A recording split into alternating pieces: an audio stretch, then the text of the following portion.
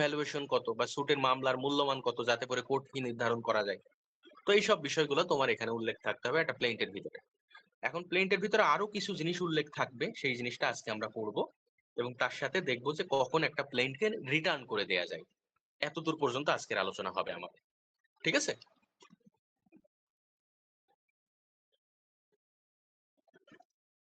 ওকে, এতদূর পর্যন্ত আমি যে একটা রিক্যাপ করলাম, তোমরা কি রিক্যাপটা বুঝছো, মানে রিলেট করতে পারছো? জি স্যার, বুঝতে পারছি। জি স্যার, বুঝতে পেরেছি। ওকে, রিলেট করতে পারলেই হবে। মানে আমি জাস্ট তোমাদের একটা পুরো একটা রিক্যাপ দিলাম। আই হোপ তোমার স্যার হচ্ছে। আজকে ক্যামেরা অফ করে রাখছেন কেন? মানে ক্যামেরা অন করবো এখন,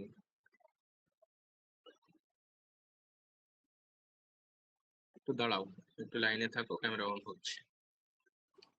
স্যার এখন কোন বিষয় নিয়ে আলোচনা করবেন বললেন? এখন আমরা আলোচনা করব হচ্ছে তোমার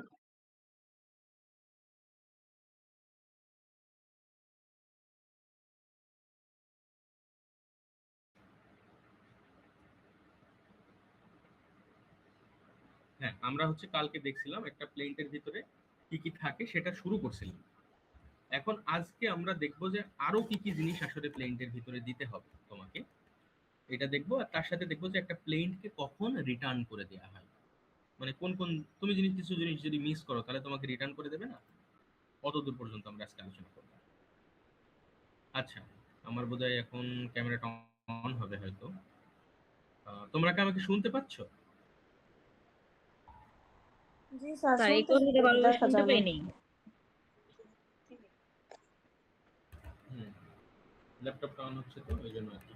আই হোপ এখন শুরু হবে।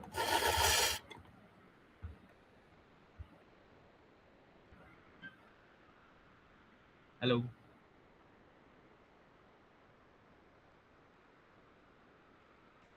ওকে, আমাকে এখন দেখা যায়? জি স্যার। জি স্যার, এখন দেখা যাচ্ছে। ওকে, ভেরি গুড। আচ্ছা, তাহলে আমরা গতকালকে দেখছিলাম একটা প্লেন্টের ভিতরে বেসিক কি কি ম্যাটেরিয়াল থাকতে হয়। তারপরে এখন আমরা ওই অর্ডার 7টাই দেখব। অর্ডার 7-এর 1 নম্বর রুলটা আমরা দেখছিলাম। এখন আমরা আরো কিছু রুল দেখব। তাহলে দেখো, প্রথম যে 1 নম্বর রুলের প্রথমে যেটা শিখছিলাম সেটা হচ্ছে তোমার কোর্টের নাম থাকতে হবে। তারপরে দেখলাম যে প্লেনটিপের ডেসক্রিপশন দিতে হবে, ডিফেন্ডেন্টের ডেসক্রিপশন দিতে হবে। তারপরে তোমার যদি ডিফেন্ডেন্ট বা প্লেনটিপ মাইনর হয় সেটা নিয়ে একটি স্টেটমেন্ট দিতে হবে। তারপরে তোমার হচ্ছে কজ অফ অ্যাকশন কবে অ্যারাইজ হয়েছে এটা বলতে হবে। তারপরে কোর্টের যে জুরিডিকশন আছে এটা উল্লেখ করতে হবে। রিলিফ কোনটা তুমি সেটা ক্লেম করতেছো সেটা অবশ্যই থাকতে হবে। তারপরে তোমার হচ্ছে যদি আহ, আমাদের যেটা সুট ভ্যালু, মানে সুটের ভ্যালু কত সেটা অবশ্যই উল্লেখ করতে হবে, যাতে করে কোর্টের জুরিডিকশনটা বোঝা যায় এবং তোমার হচ্ছে আমাদের যে কোর্ট ফি সেটা নির্ধারণ করা যায়। ঠিক আছে? ওকে, তো এই কয়টা জিনিস তো তোমরা জানো। এটা নিয়ে প্রশ্ন হয় অনেক সময়, ম্যাক্সিমাম টাইমে এই প্রশ্নটা তুলে দেয় যে পার্টিকুলার্স অফ এ প্লেন্ট, এটা লেখো। অথবা একটা প্লেন্টের ভিতরে কি কি থাকবে বা আরজির ভিতরে কি কি থাকবে, তো এগুলো লিখতে হবে পরীক্ষা। ঠিক আছে? আরো কিছু জিনিস থাকতে হয়, সেই জিনিসগুলো একটু উল্লেখ করি আমরা। এই যে দেখো, যদি একটা মানি স্যুট হয়, মানি স্যুট মানে তো তোমরা বুঝো তাই না, মানে টাকার মামলা করতেছো, কেউ তোমার কাছ থেকে টাকা নিছে, তুমি টাকাটা ফেরত চাওয়ার জন্য একটা মামলা করতেছো। তো বলতেছে যখন তুমি আসলে একটা টাকা ফেরত পাওয়ার জন্য মামলা করবা, তখন তুমি যেটা করবা সেটা হলো তোমার যে টাকাটা বাকি আছে সেই টাকাটা উল্লেখ করবা সেখানে অবশ্যই। এটা স্বাভাবিক কথা, তুমি যদি 1 লক্ষ টাকা ফেরত চাও তোমাকে 1 লক্ষ টাকাই তো লিখতে হবে, তুমি তো 5 লক্ষ লিখতে পারবে না, তাই না? আচ্ছা, কিন্তু অনেক ক্ষেত্রে দেখা যায় যে তোমার এমন অ্যামাউন্ট যেটা আসলে সেটেলড অ্যামাউন্ট, অনেক সময় দেখা যায় যেটা আসলে সেটেলড অ্যামাউন্ট হতে পারে, সেটা 5 লক্ষ হতে পারে, 5,50,000 হতে পারে, 5,30,000, এমন হতে পারে অ্যামাউন্টটা। মানে কি, মনে করো তুমি কারোর কাছ থেকে টাকা ধার দিছো কাউকে, তাহলে টাকা ফেরত নিতে হলে তুমি তো সেটা একটা সেটেলড অ্যামাউন্ট, স্বাভাবিক কথা, যত দিছো সেটাই ফেরত পাবা। কিন্তু অনেক সময় হয় যে তোমার জমি কেউ চাষ করছে, জমি চাষ করা বাবদ সে তোমাকে বলছিল যে জমির উৎপাদন অনুযায়ী সে তোমাকে টাকা দেবে।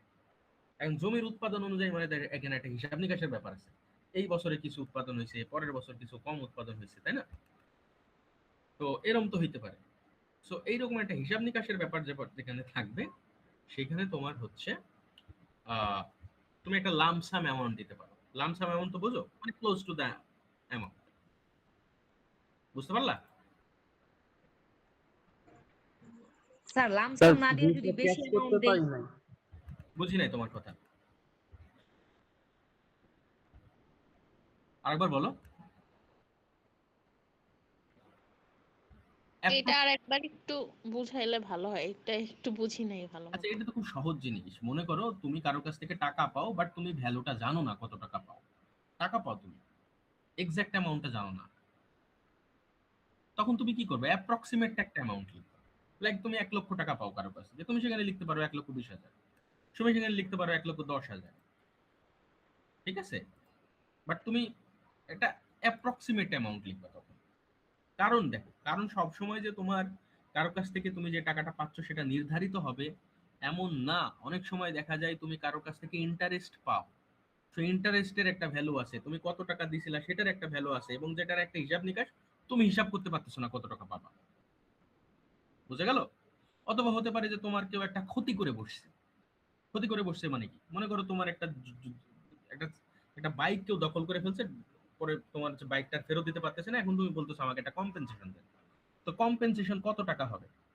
তোমার বাইকের দাম ছিল ধরলাম আমি 5,00,000 টাকা, এখন সেটা তো আর 5,00,000 টাকায় তুমি পাবা না। তুমি কত লিখবে? এখন তুমি 3,00,000 টাকা লিখবা, কারণ সেটার ভ্যালু ডিক্রিজ হয়েছে, তাই না? বুঝছো আমার কথা? জি স্যার। অথবা তোমার বিরুদ্ধে কেউ একটা ডিফেমেশন করছে। ডিফেমেশন মানে কি? তোমার বিরুদ্ধে একটা মানহানি করছে। এখন মানহানিতে কত টাকা তুমি উল্লেখ করবা সেটা তো তোমার ব্যাপার। কত টাকার মানহানি হয়েছে তুমি কি জানো? তুমি তো লিখবা যে 10 কোটি টাকার মানহানি হয়েছে, বা 50 কোটি টাকার মানহানি হয়েছে। এখন এই যে অ্যামাউন্ট, এটা তোমার ডিসক্রিপশন। এখানে তুমি হচ্ছে অ্যাপ্রক্সিমেট একটা অ্যামাউন্ট লিখতে পারো, কোনো সমস্যা নেই। কোর্ট এই জন্য তোমার মামলা বাতিল করে দেবে না যে অ্যামাউন্টটা ঠিক হয় না। বুঝছো? বোঝা গেল? জি স্যার, বুঝতে পারছি। হ্যাঁ, সো তার মানে যখন মানি স্যুট হবে, যদি তুমি এক্সাক্ট অ্যামাউন্ট জানো তাহলে অবশ্যই এক্সাক্ট অ্যামাউন্ট লিখবা। যদি এক্সাক্ট অ্যামাউন্ট না জানো তাহলে সেটার একটা অ্যাপ্রক্সিমেট অ্যামাউন্ট লিখবা। এটা থেকে প্রশ্ন হয় মাঝে মাঝে। আর আরেকটা রুল আমরা এখানে পড়বো, সেটা হচ্ছে রুল 3।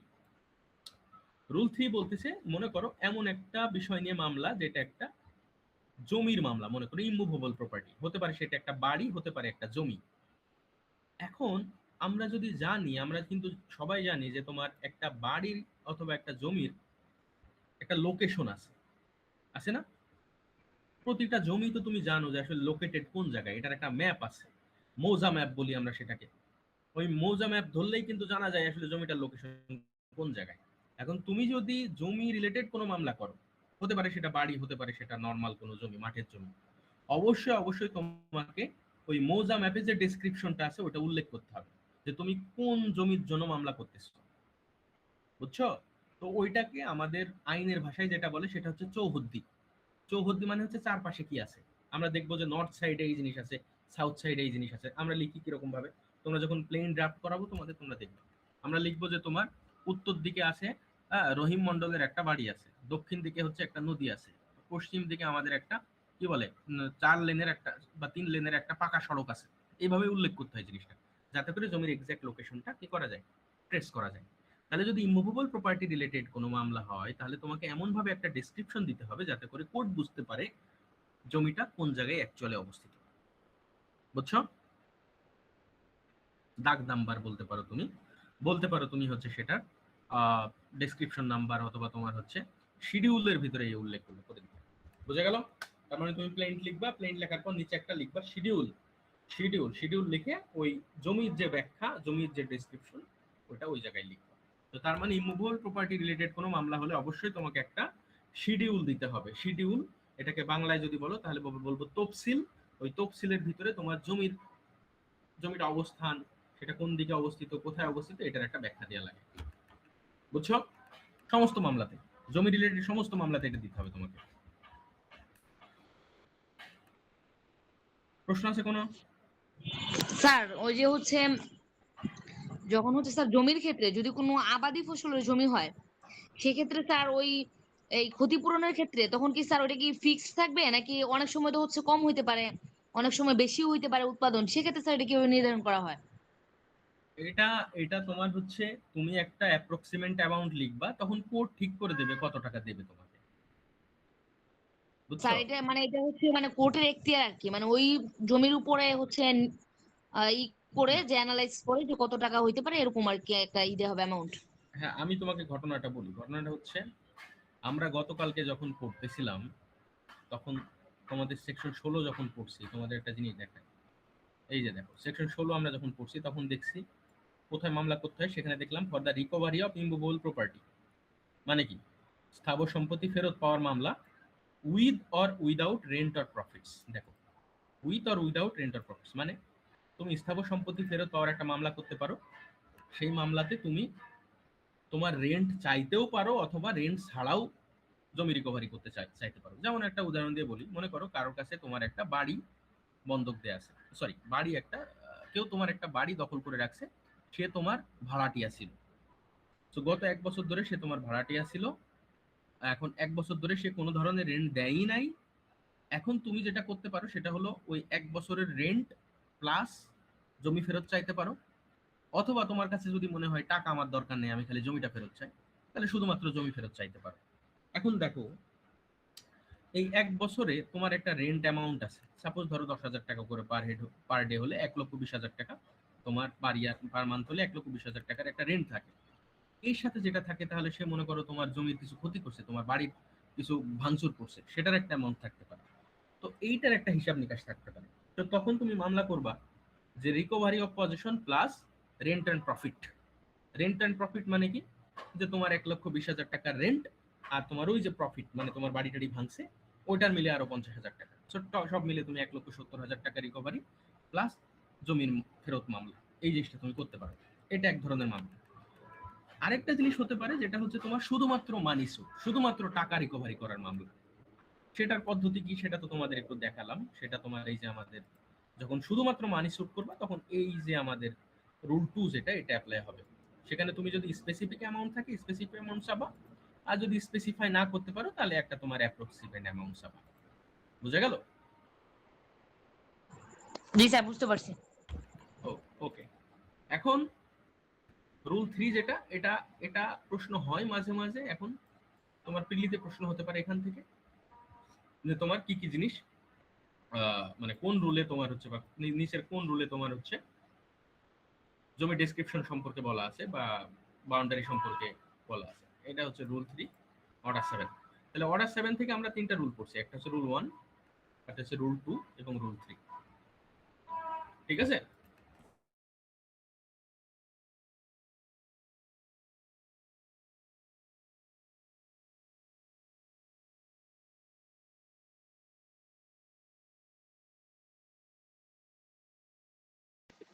ওকে, রুল 4 আমাদের লাগবে না, রুল 5 আমাদের লাগবে না, 6, 7, 8, 9 লাগবে না। আমাদের যেখানে যেতে হবে সেটা হচ্ছে রুল 10। তোমরা কি আমাকে শুনতে পাও? জি স্যার, শুনতে পাচ্ছি কিন্তু কিছু দেখা যাচ্ছে না। হ্যাঁ, দেখা যাচ্ছে না, ওই ওটা হাইড হয়ে গেছে। দাঁড়াও, একবার দেখাচ্ছি। রুল 10 এ গেলেই অন করে দিচ্ছি।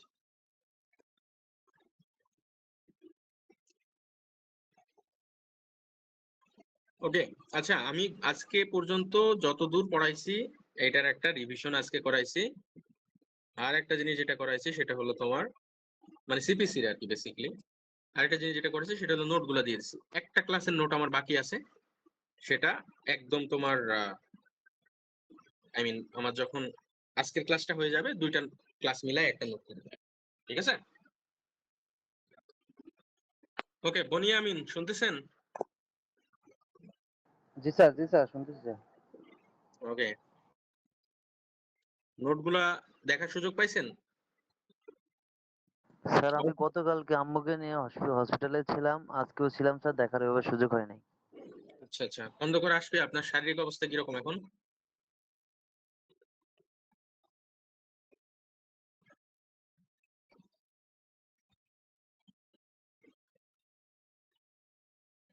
হ্যাঁ,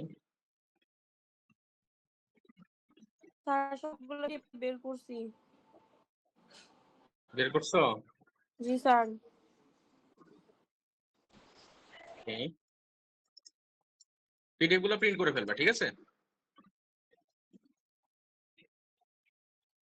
প্রিন্ট করে ফেললে দেখবা পড়া সহজ হয়ে গেছে। প্রিন্ট না করলে কিন্তু পড়া সহজ হবে না, এটা মনে রাখতে হবে। আচ্ছা, স্ক্রিনটা শেয়ার করি, ল্যাপটপ আসতে আসতে।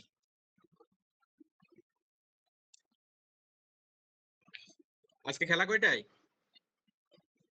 একটাই স্যার স্যার রাত রাত একটায়। একটায়। আর্জেন্টিনা সাপোর্টার কে কে?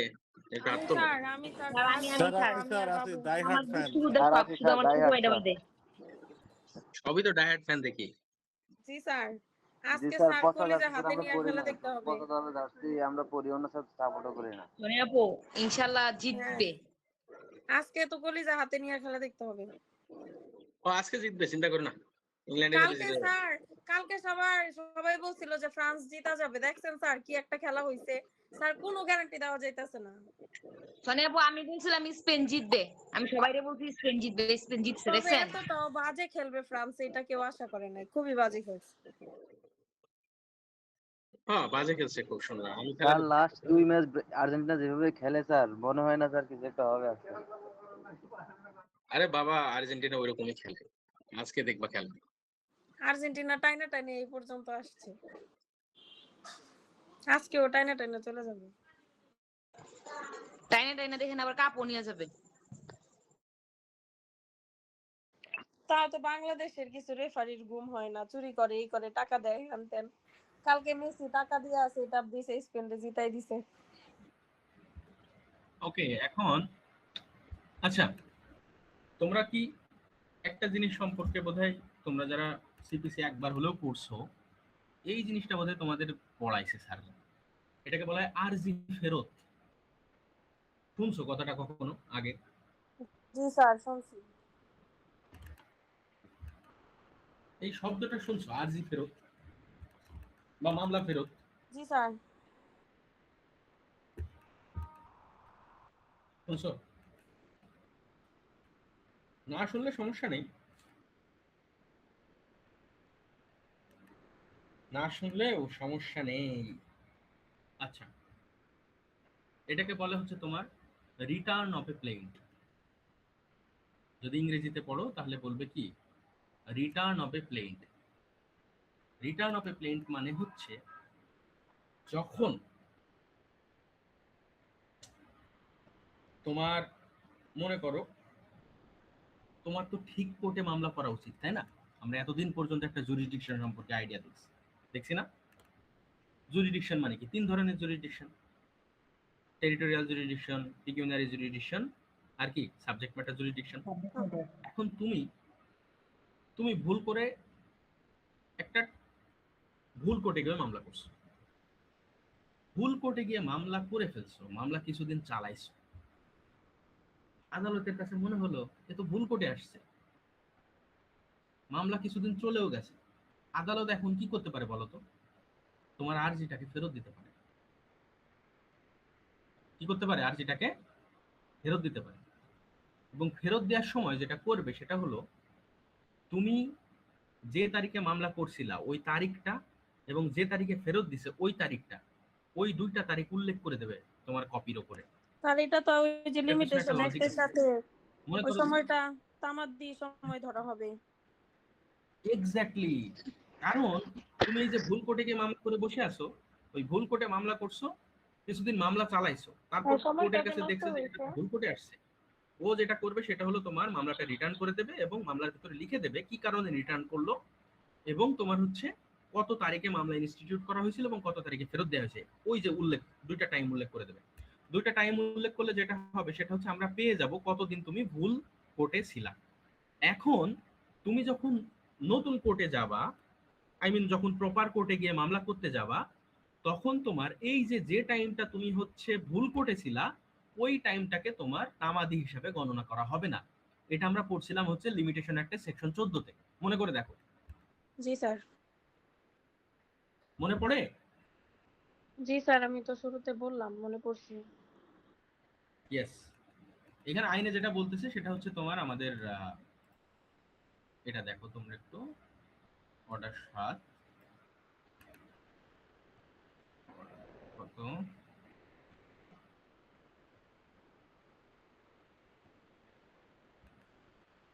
অর্ডার 7-এ যেটা বলতেছে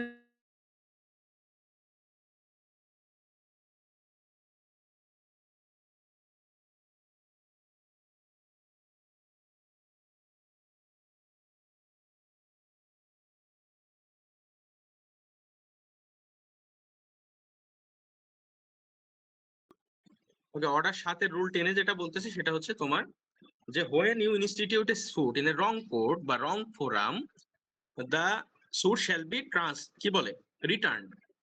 এবং তোমাকে রিটার্ন করে দেওয়ার সময় আমাদের কোর্টের একটা কাজ দায়িত্ব থাকবে, সেটা হচ্ছে রিটার্নের কারণ লিখে দেবে এবং ডেট দুইটা লিখে দেবে। তাহলেই তুমি হচ্ছে পরবর্তীতে যদি মামলা করতে যাও নতুন কোর্টে গিয়ে, তোমাকে কি করা হবে না বলতো? তোমাকে কোন রকম তামাদিতে বাড়িতে করা হবে না তোমার টাইমটাকে, বুঝছো? আচ্ছা, এটা তোমরা দেখতে পাবা আমাদের এই যে এখানে। তার যে তারিখ থেকে শেষ করছে সময়টা, ওই তারিখ থেকে আবার নতুন করে তামাদি আইন শুরু হবে, তামাদি সময় গণনা শুরু হবে। না, এটা তো ভুল কথা বললা তুমি, এটা তো না। আমরা যেটা বলছিলাম সেটা হচ্ছে তোমার ধরা হবে যে তুমি ভুল কোর্টে মামলা করোই নাই, মানে ওই টাইমটা যে তুমি লস করছো এটা ধরাই হবে না। মানে স্যার এই জন্য মনে হয় কোর্ট এটা লিখেই দিবে যে রিটার্ন যখন দিবে তখন মনে হয় স্যার কারণটা লিখিয়ে দিবে যে ওটা এই জন্য মনে হয় টাইমটা গণনা হবে না। হ্যাঁ,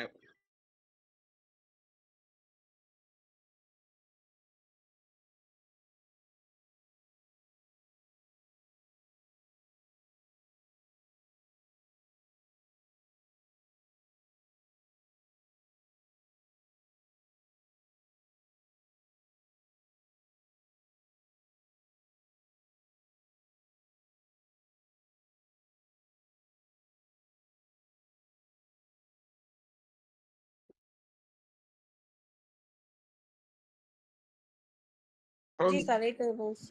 হ্যাঁ হ্যাঁ, মানে সে যতদিন পর্যন্ত ওখানে টাইম ওয়েস্ট করছে ওই ওয়েস্টেড টাইমটা ধরা হবে না। তাহলে একটা উদাহরণ দিই তোমাদের, সিম্পল একটা উদাহরণ দিই। মনে করো কোনো একজন ব্যক্তির একটা মামলা করার বাকি আছে, আর টাইম বাকি আছে মনে করো 1 মাস, ঠিক আছে? আর 1 মাস পরেই তার টাইমটা শেষ হয়ে যাওয়ার কথা, বাট সে তোমার 1 মাস বাকি থাকতে থাকতেই মামলাটা করছে। বোঝা গেল? তার আর 1 মাস বাকি আছে, এখন 1 মাস বাকি থাকতে থাকে আজকে মামলাটা করছে। আমি ধরলাম যে তার আর 1 মাস বাকি আছে মামলা করার জন্য। এখন এই যে আজকে মামলা করে দেখা গেল সে 3 মাস ধরে এই কোর্টে ভুল কোর্টে মামলা চালাইছে, তাহলে তার তো তোমার 2 মাস ওভার হয়ে গেছে টাইম, তাই না? টাইম তো পার হয়ে গেছে তার। একটু বোঝো, আজকে সে একটা ভুল কোর্টে মামলা করছে, বাট তার টাইম ছিল হাতে কতদিন? 1 মাস। ভুল কোর্টে মামলা করছে, এখন ভুল কোর্টে মামলা চালাচ্ছে চালাচ্ছে চালাচ্ছে, সে 2 মাস 3 মাস ধরে এই ভুল কোর্টে মামলা চালালো। তাহলে অফিসিয়ালি তার হাতে আর কোনো টাইম বাকি আছে? বলো। না স্যার। অফিসিয়ালি কোনো টাইম বাকি নেই। এখন যদি কি হয়, আবিষ্কার করে যে আমি তো ভুল কোর্টে আসছি, হায় আল্লাহ, আমার কি হবে এখন? এখন কোর্ট তো রিটার্ন করে দেবে টাইম, তোমার হচ্ছে আবেদন রিটার্ন করে দিয়ে বলবে আপনি ঠিক কোর্টে যান। এখন এই বিধানটা যদি না থাকতো, 14 নম্বর সেকশনের বিধানটা যদি না থাকতো আমাদের লিমিটেশন অ্যাক্টে, তাহলে তোমার এই যে টাইমটা সে নষ্ট করলো, টোটাল কতদিন নষ্ট করছে এখানে বলো তো? 3 মাস নষ্ট করছিল টোটাল। কথা, জি স্যার, অতিরিক্ত আরো 3 মাস। অতিরিক্ত আরো 3 মাস কেন? সে টোটাল 3 মাস নষ্ট করছে না সে এই আগের কোর্টে, ভুল কোর্টে। হ্যাঁ স্যার, আগের কোটা মানে টোটাল 3 মাস আর কি। হ্যাঁ, তো 3 মাস নষ্ট করছে সে। এখন এই যে 3 মাস, এই 3 মাসকে আমি যদি কাউন্ট না করি তাহলে তার হাতে টাইম কতদিন আছে?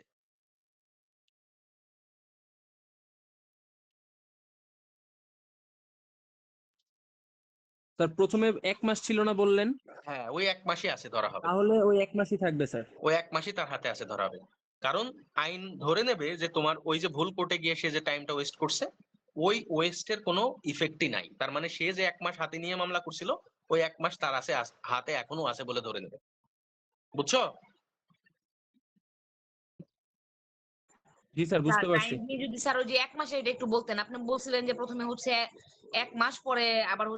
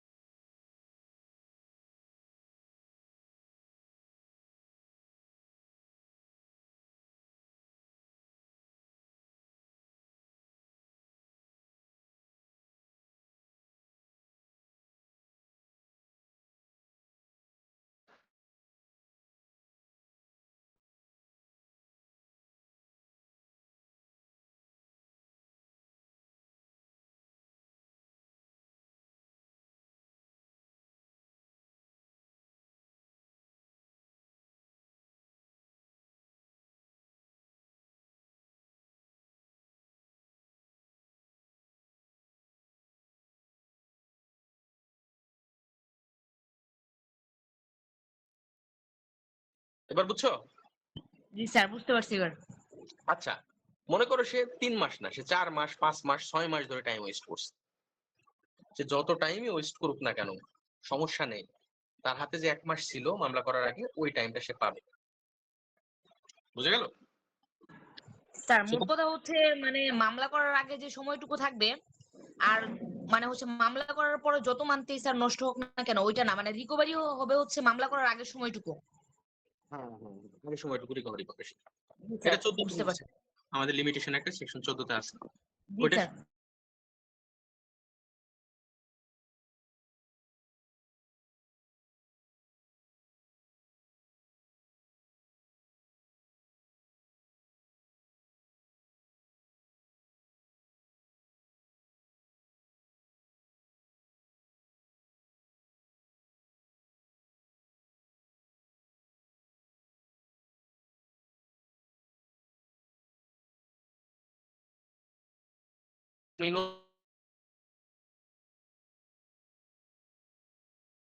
মামলা ফিরাই দিছে, তুমি যে কোর্টে যাওয়ার কথা সেই কোর্টে যাইতে পারো।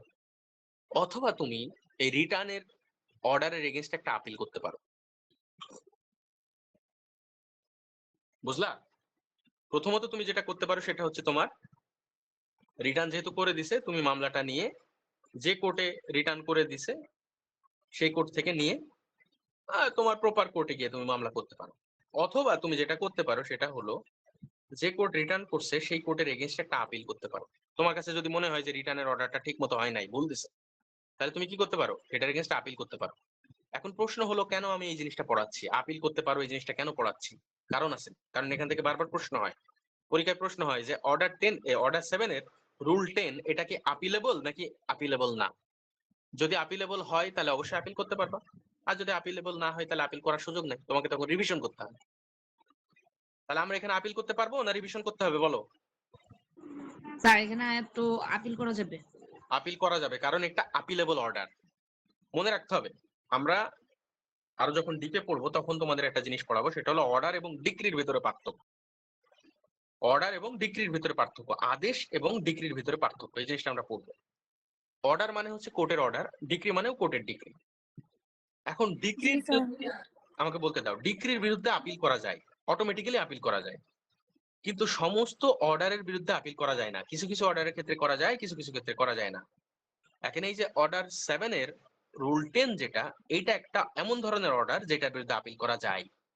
এটা কোথায় বলা আছে আমাদের যখন আমরা আরো ডিপে পড়বো তখন তোমরা জানতে পারবো। আপাতত এতটুকু জানো যে এটা এমন একটা অর্ডার যে অর্ডারের এগেইনস্টে আমরা আপিল করতে পারবো। ঠিক আছে? বুঝছো?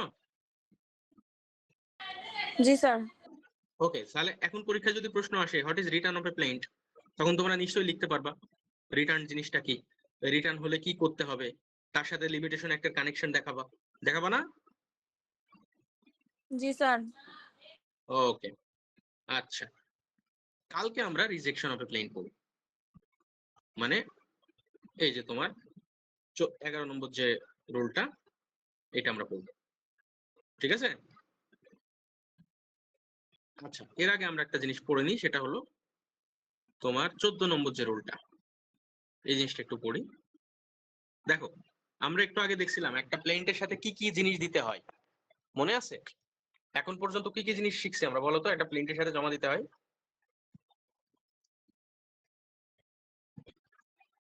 কেউ একজন বলো, একটা মামলা করতে হলে একটা প্লেন্টের সাথে কি কি জিনিস দিতে হয়? স্যার ফার্স্টে তো প্লেন্টের পার্টিকুলার গুলো থাকতে হবে, একটা প্লেন্টে যে পার্টিকুলার গুলো থাকে, যেমন হ্যাঁ, প্লেন্টিফের নাম, ঠিকানা, তারপর হচ্ছে কোর্টের নাম, ফোন যে নাম্বার, কোর্টে মামলা অ্যাড্রেস। করতেছি, তারপর হচ্ছে স্যার ডিফেন্ডেন্টের নাম, ঠিকানা, এবং হচ্ছে স্যার যদি মানি স্যুট হয়, তারপর হচ্ছে স্যার মানি স্যুটের ভ্যালুয়েশনটা দিতে হবে, কিংবা আমার যে প্রপার্টি রিলেটেড সেই প্রপার্টির ভ্যালুটা দিতে হবে, প্রপার কোর্ট ফি দিতে হবে, তারপর আমি যেই ক্লেমটা চাচ্ছি, রিলিফটা চাচ্ছি, সেটার ইটা দিতে হবে, রিলিফটা ক্লেম করতে হবে। আর হচ্ছে স্যার পরবর্তীতে আমার যদি মুভেবল প্রপার্টি হয় তাহলে সেটার জন্য আমার প্রপার্টি রেকর্ড দিতে হবে, বাউন্ডারি দিতে হবে, সার্ভে রিপোর্ট দিতে হবে, বা আমরা যেটা বলি মৌজার রিপোর্ট, সেগুলো দিতে হবে। হুম হুম। আরেকটা জিনিস ভুলে গেলা তো, যতগুলো ডিফেন্ডেন্ট আছে ততগুলো ফটোকপি দিতে হবে। যদি স্যার একাধিক ডিফেন্ডেন্ট থাকে তাহলে হচ্ছে ফটোকপি দিতে হবে এবং সমন সমনের জারি করার খরচও জন্য। দিতে হবে। হ্যাঁ, সমন জারি করার জন্য যে খরচ সেটা দিতে হবে। এখন মনে করো আমরা মামলাতে অনেক সময় ডকুমেন্ট জমা দিই না। ডকুমেন্ট মানে কি? দলিলাদি, প্রমাণ হিসেবে। জি স্যার। মনে করো তুমি একটা জমি ফেরত চাচ্ছ বা জমি নিয়ে মামলা হয়েছে, তাহলে তোমার কাছে নিশ্চয়ই জমি দলিলপত্র থাকবে। অনেক সময় থাকে, অনেক সময় থাকে না, তাই না? তো অথবা মনে করো তুমি একটা বিয়ে বিয়ে বিয়ে রিলেটেড একটা মামলা, মনে করো তুমি দেনমোহর চাচ্ছ, যদিও সিভিল কোর্টে মামলা করা যায় না, ফ্যামিলি কোর্টে মামলা করছো মনে করো। অথবা মনে করো যে তোমার কাছ থেকে কেউ টাকা চায়, তুমি একটা কন্ট্রাক্ট করছো কারোর কাছ থেকে, তুমি কারোর কাছ থেকে টাকা ফেরত চাও, তো কন্ট্রাক্টের একটা ডিড থাকবে। তো এগুলা কি ডকুমেন্টস না? জি স্যার। এগুলো ডকুমেন্টস। এখন তুমি যেসব ডকুমেন্টের উপরে রিলাই করবা, তুমি যেহেতু প্লেন্টিভ, তুমি যেসব ডকুমেন্টের উপরে রিলাই করবা সেসব ডকুমেন্ট যদি তোমার পাওয়ারে অথবা তোমার কাছে থাকে, তাহলে অবশ্যই অবশ্যই মামলা করার সময় সেগুলা কোর্টে জমা দিতে হবে। মনে করো তুমি একটা কন্ট্রাক্ট বা একটা চুক্তিপত্রের উপরে ভিত্তি করে কারোর কাছ থেকে 1 লক্ষ টাকা চাচ্ছ, তাহলে তোমার কাছে যদি দলিলটা থাকে তাহলে তোমাকে কোর্টে যেদিন মামলা করবে সেদিনই জমা দিতে হবে। স্যার এই ক্ষেত্রে কি আরজিটা মানে শক্তপোক্ত হয়? শক্তপোক্ত না, এটা তো আইনে বলেই দিছে, তুমি যদি ডকুমেন্টটা জমা না দাও তাহলে তোমার পরবর্তীতে আর তুমি এটাকে এভিডেন্স হিসেবে কাউন্টই হবে না। স্যার তার মানে যা দেওয়ার শুরুতেই দিতে হবে আরজির সাথে? Yes, সাথে সাথেই আরজির সাথেই তোমাকে সমস্ত ডকুমেন্ট জমা দিতে হবে যদি তোমার কাছে থাকে। এখন অনেক সময় দেখা যায় তোমার কাছে থাকবে না, অনেক সময় দেখা যায় তুমি জানো যে ওই লোকের কাছে আছে, এমনও তো হতে পারে তোমার নিজের কাছে নাই, হতে পারে না? তুমি জানো যে ডকুমেন্টটা আমার কাছে নেই বাট ওই লোকের কাছে আছে। তখন তুমি যেটা করতে পারো, ওই লোকের নামটা উল্লেখ করে দিতে হবে। নাম উল্লেখ করে দিলে তোমার আদালত যেটা করবে সেটা হচ্ছে তাকে সমন পাঠাবে যে আপনি যে ডকুমেন্টটা জমা দেন। আর তুমি যদি এইসব কাজগুলো না করো তাহলে যেটা হবে সেটা হচ্ছে 18 নম্বর সেকশন অনুযায়ী, এই যে দেখো, inadmissibility of documents not produced when plaintiff filed, মানে document which ought to be produced in court by a plaintiff when the plaintiff is presented, মানে এমন একটা ডকুমেন্ট যেটা আসলে প্লেইন্টিফ কর্তৃক যখন মামলা করা হয়েছে তখনই প্রেজেন্ট করা উচিত ছিল, কিন্তু প্লেইন্টিফ সেটা প্রডিউস করে নাই, পরবর্তীতে সেটাকে কখনোই আর এভিডেন্স হিসেবে কাউন্ট করা হবে না, যদি না আদালত মনে করে যে খুব এক্সেপশনাল কেসে আদালত মনে করতে পারে যে হ্যাঁ ঠিক আছে যান, জমা দেন নাই তখন, ঠিক আছে আমরা তাও এভিডেন্স হিসেবে কাউন্ট করলাম। বোঝা গেল? আরেকজনের নাম দিলে তো তাও মানে সময়টা পাওয়া যাবে, পরবর্তীতে একসেপ্ট করবে। হ্যাঁ, মানে ব্যাপার হচ্ছে এরকম যে তোমার তোমার কাছে যদি না থাকে তাহলে তুমি যার কাছে আছে তার নাম উল্লেখ করতে হবে। মানে লিস্ট তোমাকে ডকুমেন্ট যেটা তোমার পাওয়ারে আছে বা তোমার নলেজে আছে সেটা করার সাথে সাথে, প্লেন জমা দেওয়ার সাথে সাথে সেটাকে প্রডিউস করতে হবে, নাহলে পরবর্তী স্টেজে গিয়ে সেই ডকুমেন্টটাকে আর কখনো এভিডেন্স হিসেবে কাউন্ট করা হবে না। বুঝছো? সো এটা আমরা 14 নম্বর সেকশনে দেখলাম। 14 নম্বর সেকশনের সাথে মিলাই করতে হয় হচ্ছে 18 নম্বর সেকশন। স্যার 14 নম্বর রুল। হ্যাঁ সরি, রুল 14 এবং রুল 18 মিলাই পড়বা তোমরা, ঠিক আছে? রুল 14 15 আর কি, বেসিক্যালি 15তে বলতেছে যদি তোমার পজিশনে না থাকে, যার পজিশনে আছে তার নামটা উল্লেখ করতে হবে, 15তে এটা বলছে। আর 14তে বলছে তোমার পজিশনে থাকলে অবশ্যই তোমার পজিশনে থাকলে জমা দিতে হবে, আর যদি তোমার পজিশনে না থাকে তাহলে বলবা যে কার পজিশনে আছে এটা বলবা। আর এমন হয় যে তুমি যেহেতু এটা একটা অরিজিনাল ডকুমেন্ট, তুমি এমন করতে পারো যে আদালতে জমা দিলা, জমা দেওয়ার পরে বলবা এটার একটা ফটোকপি করে নেন, আমি ফটোকপিটা আদালতে জমা রাখলাম আর মেইন কপিটা আমার কাছে ফেরত নিয়ে নিলাম, এমনও করতে পারো তুমি। বাট তোমাকে জমা দিতে হবে যখনই মামলাটা করবা তখন। বুঝছো?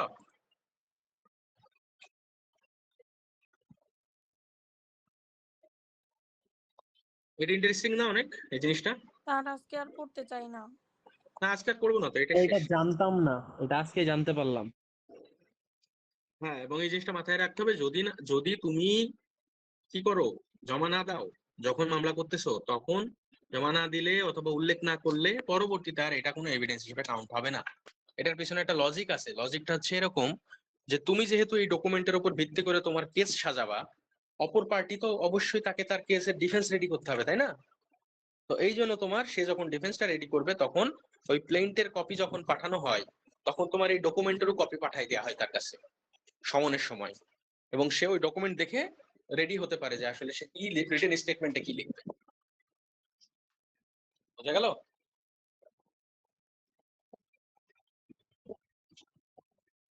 বুঝতে পারছো?